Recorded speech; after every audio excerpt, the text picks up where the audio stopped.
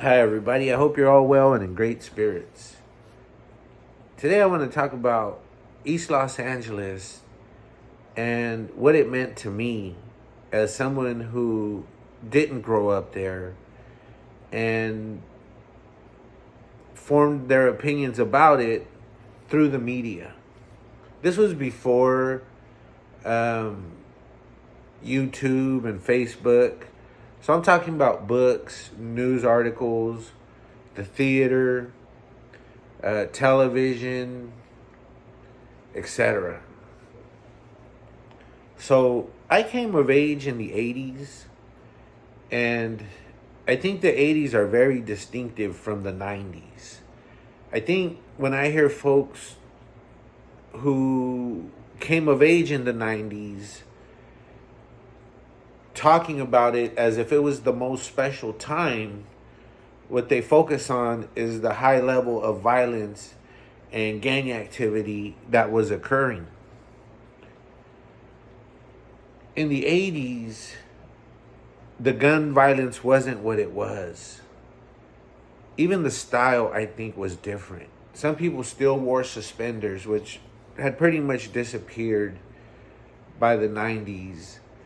In the 90s, a lot of folks had bald heads, where in the 80s, people developed discipline by disciplining their hair into growing in the opposite direction back.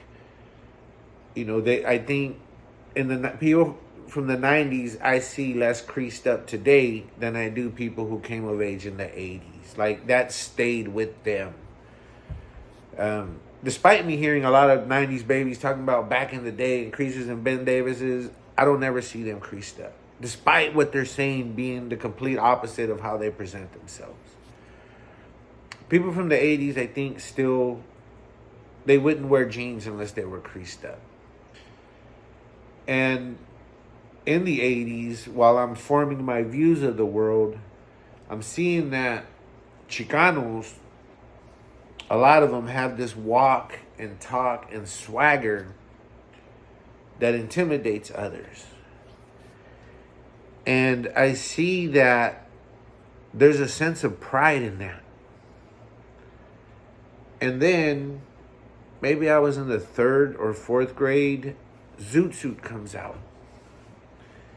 And I think James Edward Olmo's character, the Pachuco Spirit, is the baddest dude I've ever seen in my life.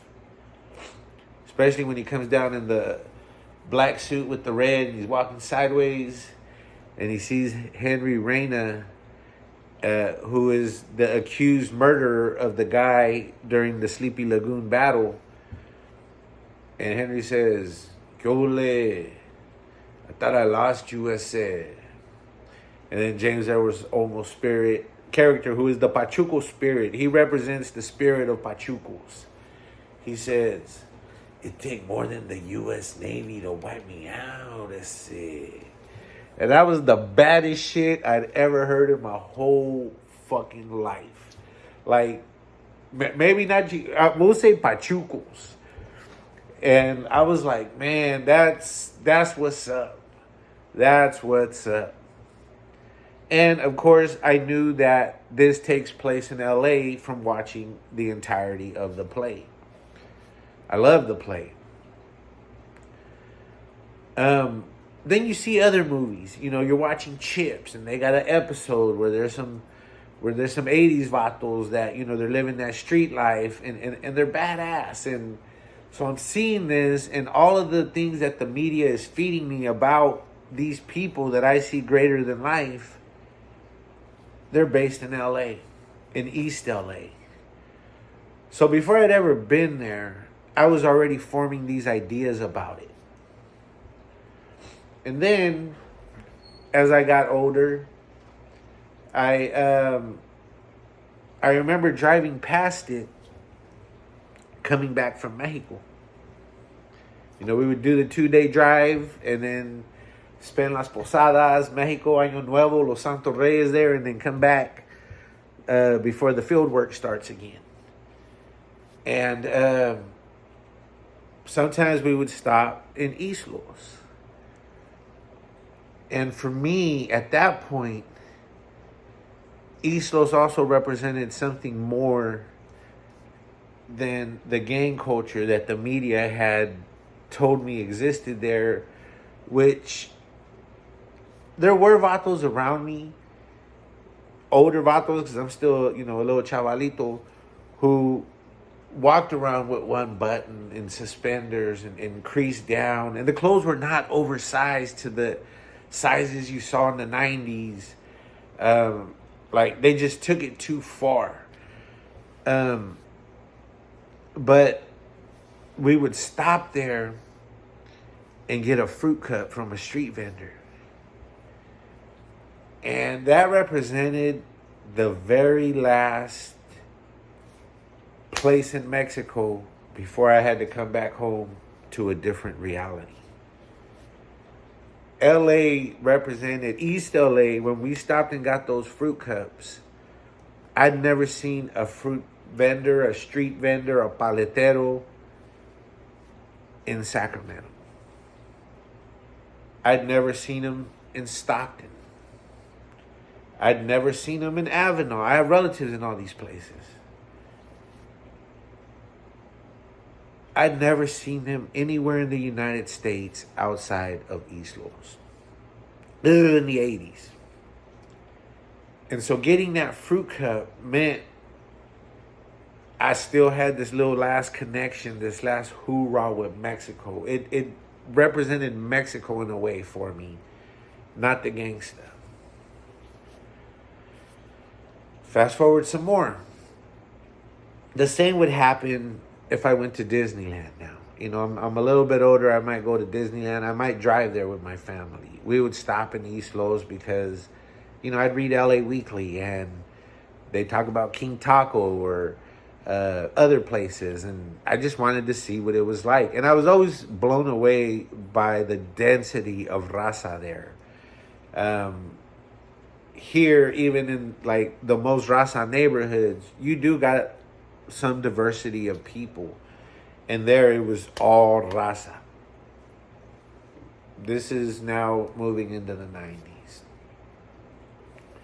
Fast forward a decade or two, and I'm going to Hollenbeck Middle School after hours. School's already out for a community meeting. And I think it was about oil and gas operations. So there must be some pump jacks extracting oil around East LA. And I remember that the parking was in the back because it's a pretty big school. And I went out front to kind of tell people which way to go to park because the meeting was in the back in the auditorium.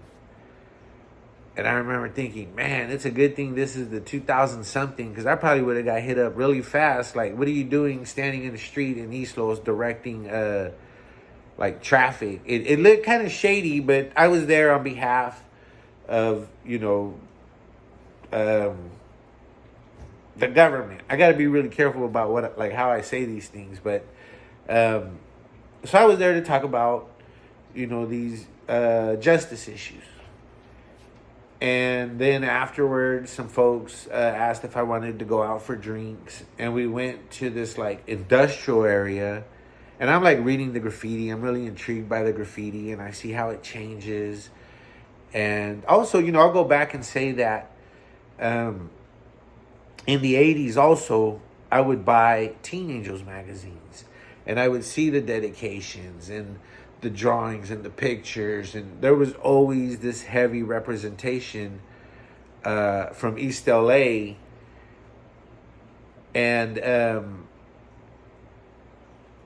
so I was kind of familiar with names just from that as well. And when I would see them up on walls, you know, as a youngster, I'd be like, oh, that's the guys that wrote in this book. That was like the connection I would make. But now again, fast forward, you know, I'm there to talk about community issues, or actually to support the people talking about the community issues. I'm not even like doing the presenting. And then afterwards, you know, some of the staff asked me if I wanted to go for drinks, and we went to this industrial section to a brewery. And it was in Boyle Heights. The middle school was Hollenbeck Middle School. So just to give you an idea of like where this is all happening. And then I go to the brewery, and it's like hella cool people. I'm drinking. There's good music happening. There's a guy out front selling tacos. And we're just kicking it. And then I left. The place where the brewery was at was kind of interesting because it was like this long alleyway between these buildings, a callejon. But the floor seemed like to be linoleum, and there were like, it looked really old Mexico, like you would see in like in vecindarios of the Mexico City. But it was in East LA, and so again, it really drove home like the deep connection to Mexico there. Even though the brewery was a lot of like, it was a mixed crowd, and even though it was an industrial area, I did think of like the gentrification I'd been reading about, and how that was probably part of it. You know, those folks might have probably never went to East LA at one point, and here they were kicking it and just enjoying themselves, carefree. I was carefree. So the reason I'm making this video is because of another video I saw yesterday. And it was of Whittier Boulevard in East LA. And they were cruising. But I didn't see one lowrider. I didn't see one. In fact, I saw a lot of something that gets the lowrider community mad. There was a lot of people burning rubber and like flipping the donuts, smoking them up. And Whittier Boulevard was packed. Everybody waving Mexican flags. I don't do the ethnic pride. I'm just painting the picture for you. You know, there's all these Mexican flags being waved. And on a side note, I'll say this about any flag. Mexican flag, American flag, you know, your neighborhood flag. Don't let it touch the ground. That's almost like rule number one. You respect it enough to not let it touch the ground. And I've seen everyone from people, American flag wavers, putting them down with their arm and they're like dragging them, to Mexican folks doing the same thing with the flag. You know, they're trying to be proud of their ethnicity or what have you, but they're disrespecting the flag by putting it on the ground. Like, it just doesn't click with me. It's like, I think, man, you really don't respect that flag. You just a follower waving it because you think you need to wave it.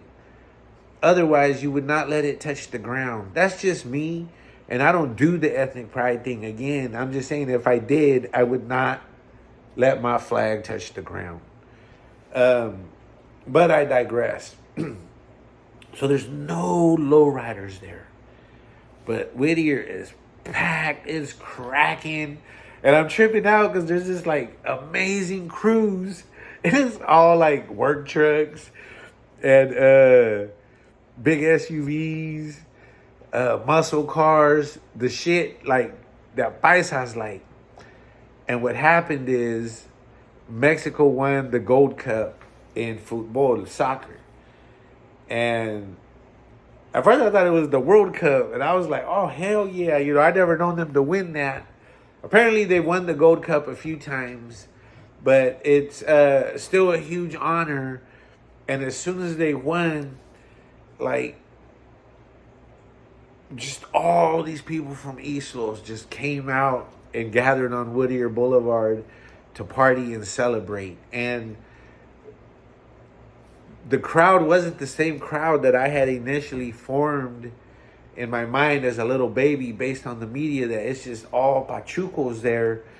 And I'm sure everybody there has family who's Pachucos and Cholos and maybe affiliated or not affiliated.